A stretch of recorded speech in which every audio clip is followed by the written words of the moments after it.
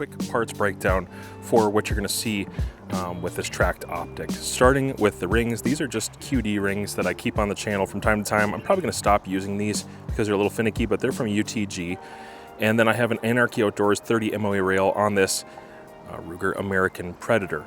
So it's a 16-inch barreled 300 blackout, and it shoots probably 1 MOA for 5-shot groups with match ammo pretty consistently. But when you go beyond match ammo, it does fall apart a little bit. And I would say most things are going to shoot around 2 inches for 5-shot groups. I do have the Anarchy bolt installed with this and handle, or the handle and bolt knob rather. These are very high quality upgrades. I absolutely love these. If you haven't used one of these, it just makes running the bolt so much easier and smoother. It's a combination of the angle and the actual ergonomics of the knob. So that's a huge addition in my experience. I do use the Anarchy grips like all the time. The Alpha, the Penguin, the Tuxedo. I use all those. I have a Sharps Bros chassis here and then a Sunway Photo rail. Thank you for your Sunway Photo sending out the rail as well as that tripod. I think that's the HT 2830, which is their new one. You can find those on Amazon. Really cool. Has twist out spike feet. Nice feature. And then Anechoic sent out their 35 short can.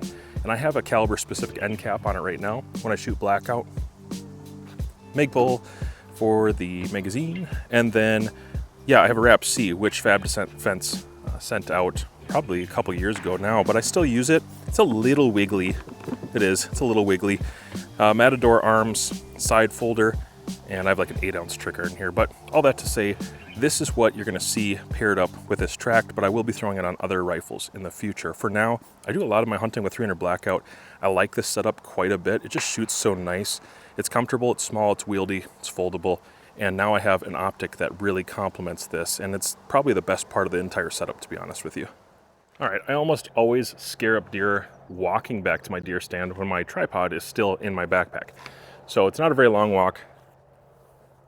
I'm not usually tired, but the deer aren't gonna give me a lot of shots. I might get 2. If I miss one, they might give me a second chance. They might run and stop. So I'm just gonna give myself like a kill shot sized target. Let's go for the 10-inch set. I think everybody can agree that's about the kill shot cavity on a deer if you're going to do lungs, heart, shoulder, somewhere in there. Let's try that out.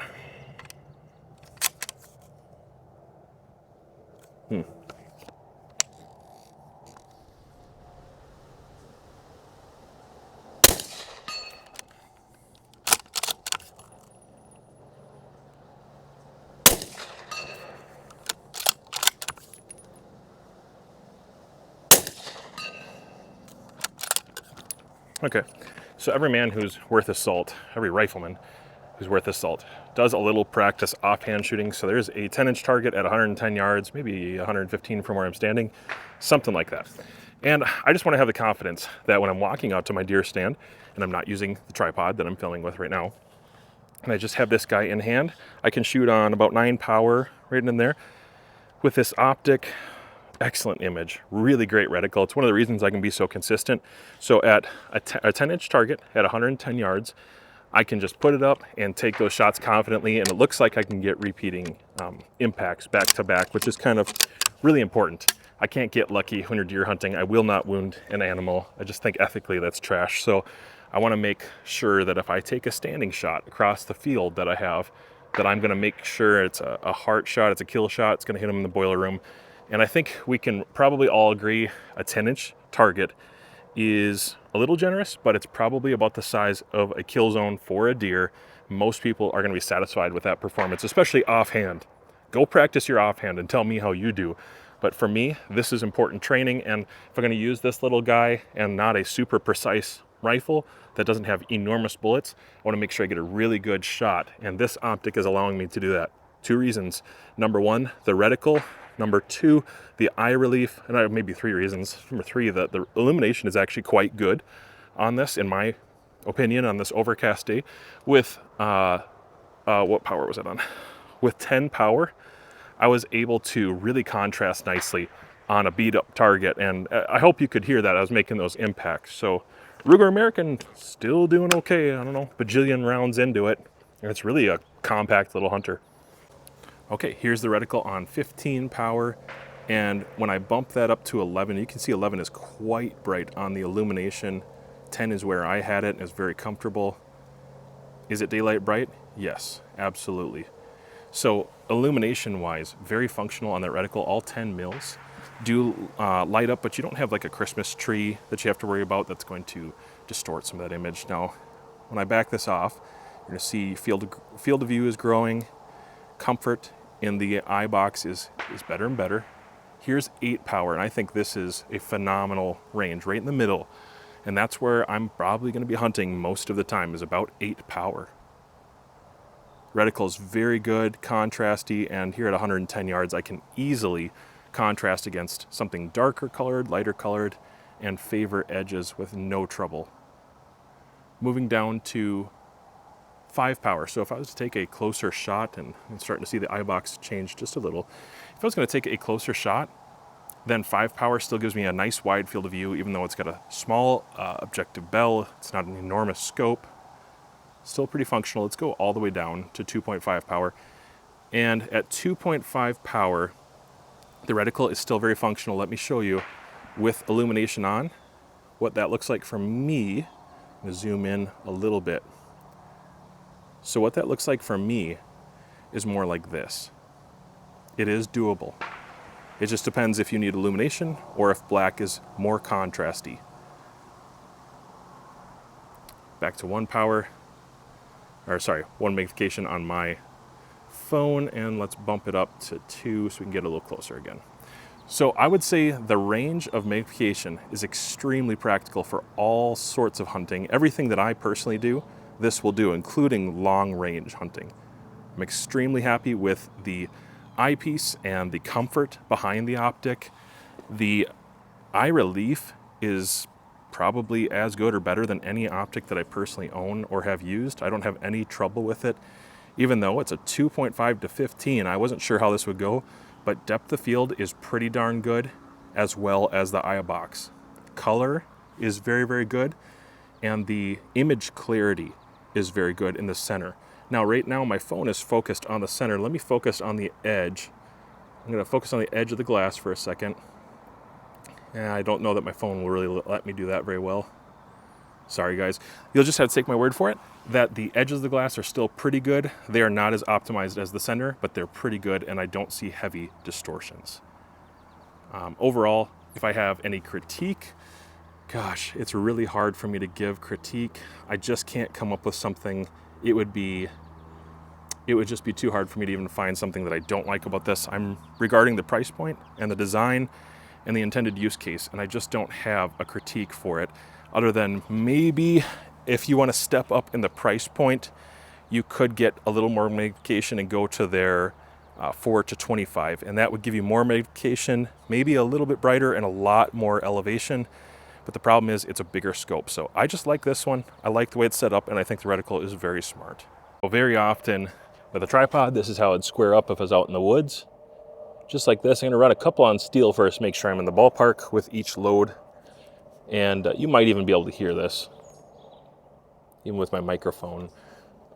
This optic, very nice clicks, very nice and tactile, easy to read. If you have vision trouble like I do, I don't think you'll have trouble with this. I don't have my ears in, and I do know that. Shooting these subs out of this with the anechoic, even though it's a 35 caliber can, with the caliber specific end cap, they're still pretty quiet.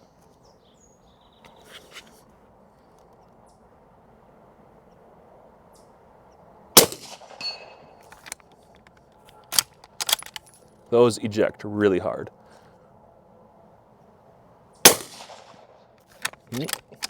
Okay, so that's slightly off.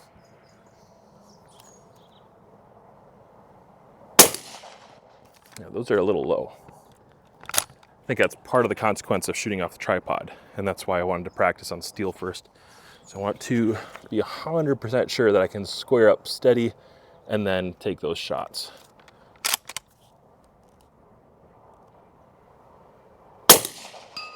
Okay. Let's do it on the little guy. All right, that looks good. Let's go ahead and run some on paper. at 100 yards right behind me here. I have some paper set up, and I just want to do some 5-shot groups with different kinds of subsonic ammo. I'm testing that because that's what I do a lot of the small game hunting with. Those are usually closer shots, if I can help it anyways, ethically. So I'm going to shoot the 3-15 on, I'm going to do it like a hunting, probably what I would do hunting, 8 to 10 power, somewhere in there, just at 110 yards. At 110 yards, I have some targets down there, little red targets. I'll do 5-shot groups for some 220 grain, some 200 grain, some 208 grain. I have a handful of different caliber, or different grain weights rather, and I'm going to do it with that setup off the tripod. This is not an ultra thick tripod. This is a hunting style tripod. So the HT 2830 CS is what I'll be shooting it off of. We'll just see what kind of groups I can get, because honestly, this is a very realistic setup for me. This is what I typically would take out and hunt with. Hey, one more shout out. E. Arthur Brown Company. If you haven't checked out their barrels, you need to watch my Savage video on that. Let's go ahead and do a handful of groups with those subsonics, and we'll see how good I can shoot off this tripod using this really, really high quality Tract 3-15 optic, or 2.5 to 15 optic. All right, here's some examples of what I saw at 110 yards off the tripod. So the Freedom 220s did not do particularly well. That group is like 3.5 inches. 3.5 inches is not quite acceptable, but I wouldn't hunt with that load anyways. Just kind of a demonstration of what it could do. I think it probably shoots a little tighter than that when I'm off the bench, but that just didn't turn out great for me.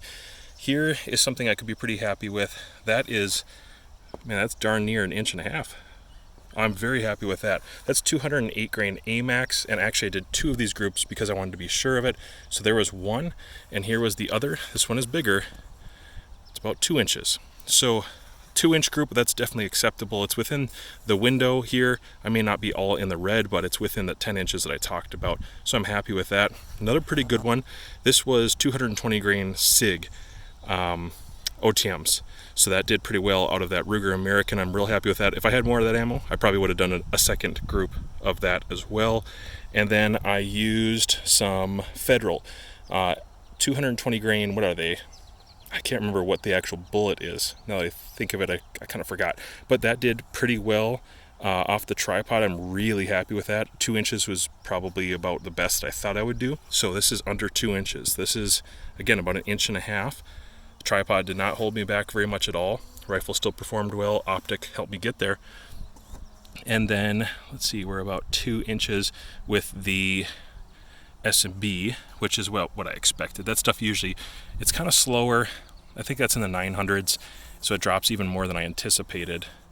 In fact, I think I have good data for this. I'm not sure why it's down there, but that's what I was able to do at 110 yards off the tripod, and all of these are probably kill shots except for that Freedom munitions. That stuff was real stringy today. Everything else you should be very happy with, and I think the tripod will not hold me back, and the optic is plenty enough to get those shots in a reasonable kill shot zone. Hey, hello. So contrary to what this hat might tell you about me, and the fact that I shoot 300 blackout in so many videos, the reason I do shoot 300 blackout, sometimes at extended distances, and I use lower power variable optics, that sort of thing, is to show you that if you can do it with an inferior caliber in less than optimum conditions, and if a goofball like me can make hits, repeated hits, impacts like this, you know, off of tripods and stabilized positions, then you certainly can do better with a better caliber, a better rifle, better ammunition. But when it comes to optics, you're not going to get much better than this. This is really, really good.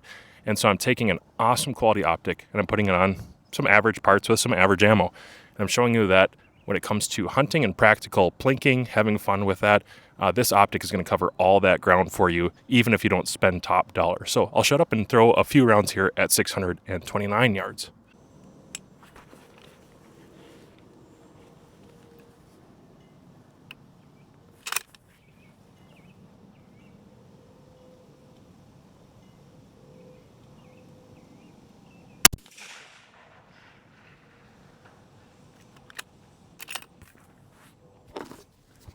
So in truth, about 20 minutes ago, I had a couple friends here, and I did shoot a few rounds just to figure out if my data would be consistent. But that was basically like doing a Cold War impact. I just dialed up some data that I knew was going to be relevant or close, for this particular load I'm shooting now, which is AAC 125 grain. And at 629, it was a first round impact, even with the wind. I don't have a wind flag up over there for you to see, but it's fairly windy today. And this optic can do all the things that I need.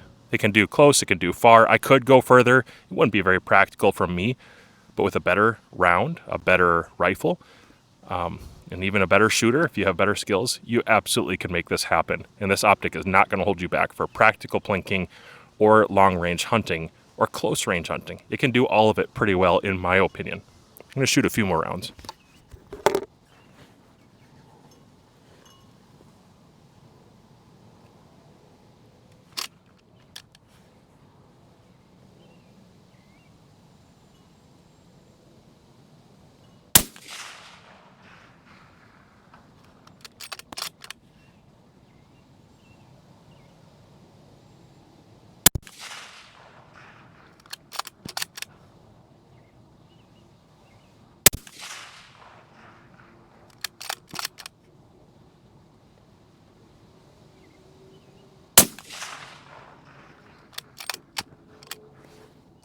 Just trying to do some groups right now.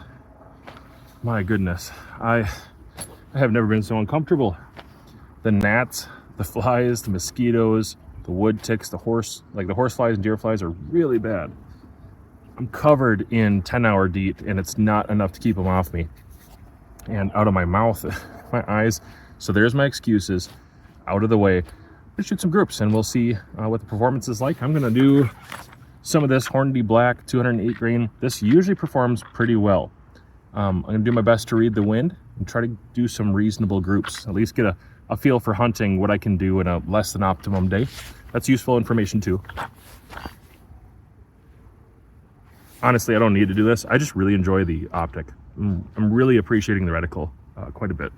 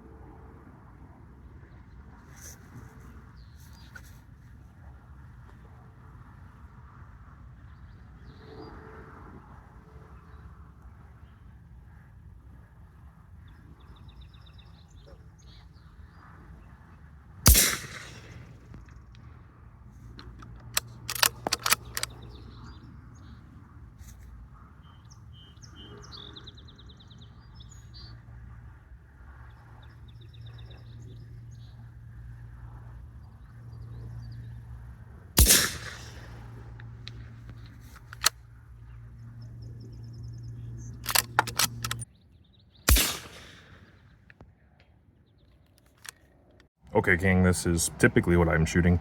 So I've got a 3-inch red, which I use at 300 and 600 a lot. This is a decent sized target at 300 though. It was really good for the 300 blackout. And I'm seeing, all right, so a little bit over MOA, to be honest with you. It's just a touch over. These three are quite tight, but I don't know the order that these were. I wouldn't be surprised if the very last one was the very last, our lowest hit on there, because I had some weird audio with that one. It sounded very slow when I shot it, so it could be that one, but who knows. Anyways, I'm perfectly content with that for 300 blackout. The only thing I need to do is improve my data and get this back over here, but that group size is reasonable for 208 grain at 300 yards, maybe a little past 300 yards. That isn't something to complain about, and if I can tighten it up, all the better. I'm pretty happy with that, and with that optic shooting around, I think I was shooting around 12 to 14 power, somewhere in there. You know what? I probably couldn't have done better with a high magnification optic. I think that gave me a plenty precise hold, and the reticle did exactly what I needed to over this cross. Real briefly, let's just go over some of the features of the optic. Yes, it has a fast focus eyepiece, and it's rubberized all the way around, not just on this part, but all the way around, rubberized. It's very smooth, and for my eye, it was most clear backing it off just a touch. The majority of optics that I use don't have enough travel to go in any further, and so for me, this actually had plenty range of travel, either out or in. to, you know, just make sure that reticle is going to be clear and everything's set up right for your eye. That does affect a little bit of parallax, or at least it can. It depends on how you set it up. And so for me, the numbers are basically true. I don't know what that's going to mean for you. Please don't take that to the bank and try to tell Tract that the numbers need to line up exactly. You just don't understand how optics work if you start doing stuff like that. But for me, the numbers were generally true, like really, really close. And that was out to 500 so far.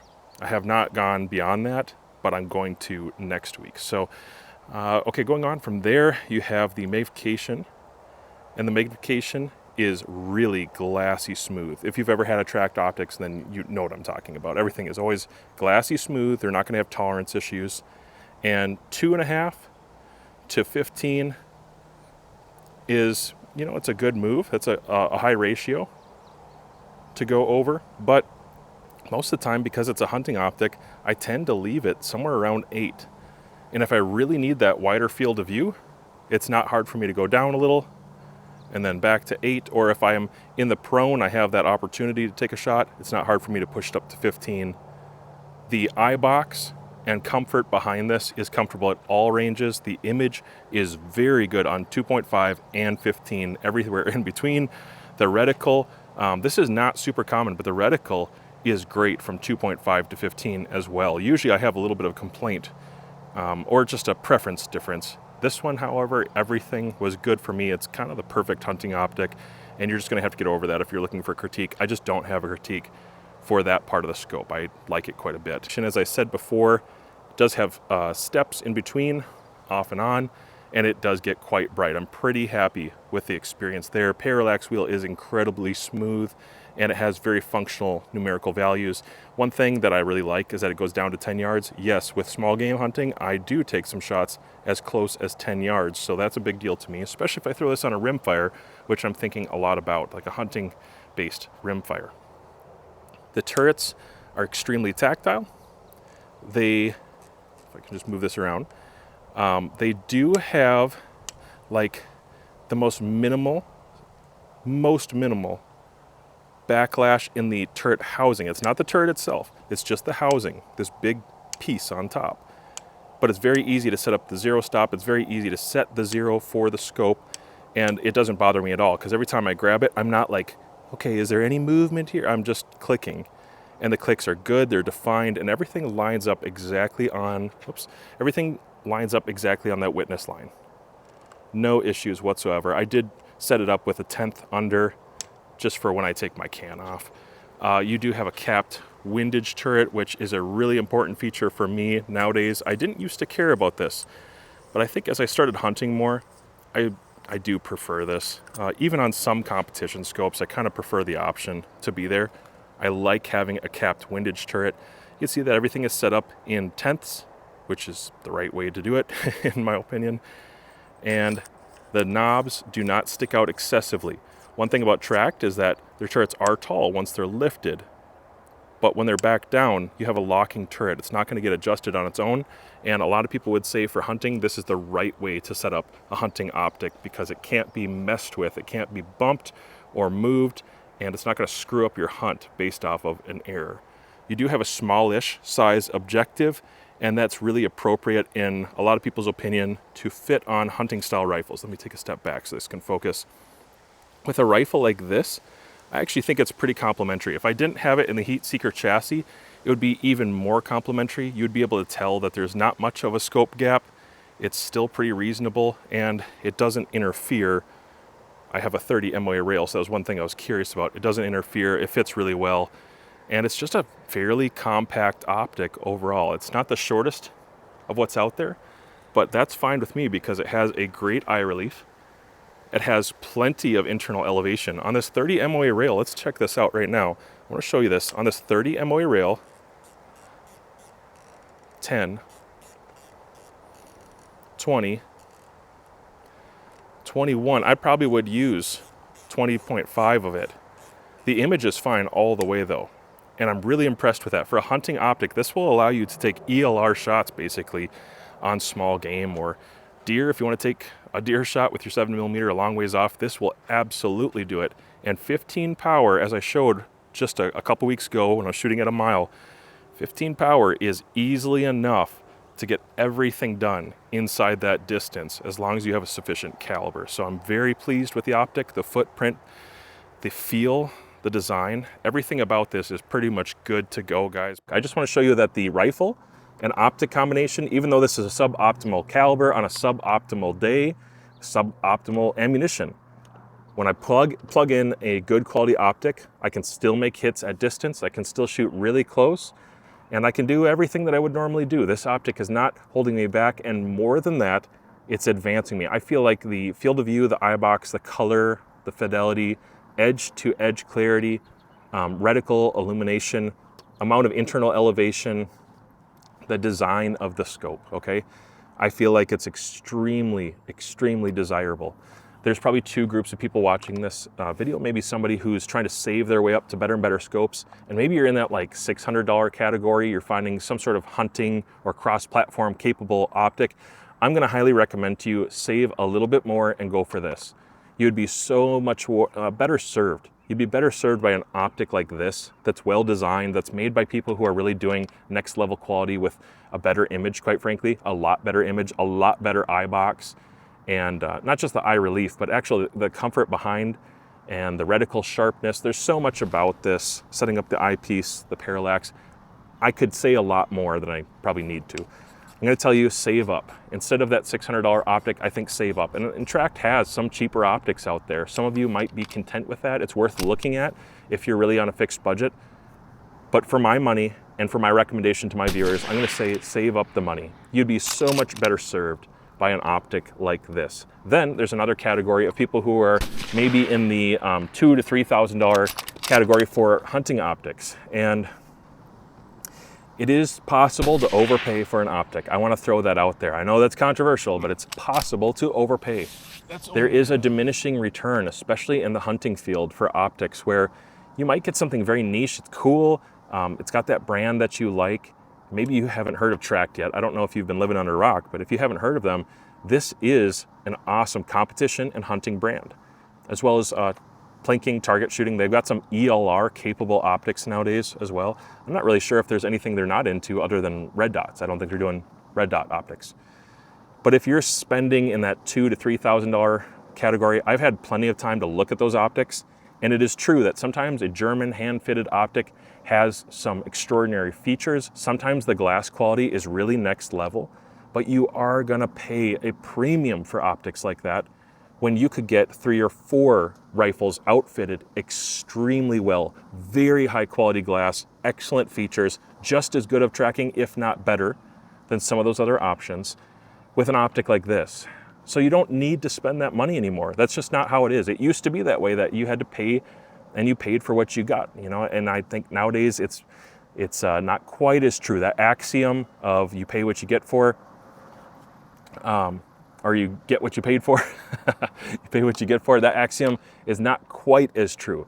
You can spend less on your optic nowadays than you spent on your rifle and components, and you can get a really superb piece of glass. Tract is an excellent company. I have spent a little bit of time with them at NRA show and some other places, talked to them a little bit online, and they did send this out to the channel for me to take a look at. Between this and the 12.5 binoculars, I feel like I'm totally equipped for hunting anything, anywhere.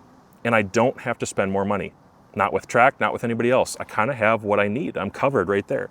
Do I want more? I do. I really like their 4 to 25 and some of their higher power optics. They're really cool. But right now, when it comes to hunting, I'm really covered between the binocular set and these. So if you haven't looked into Tract yet, either save up the money or consider spending less, which I rarely have ever said on my channel. Consider spending less, because I think they bring a lot to the table. If you haven't had a chance to look through one and you're at the range and somebody has one, grab one. You're not going to be disappointed. The features on these are next level. The people behind the company are very reputable, and they're actually shooters and hunters, and I think very highly of the brand. So I think you're going to see more from Tract Optics on my channel going forward. At a very minimum, these and the 12.5s. If you haven't watched the 12.5 video, go ahead and watch that now.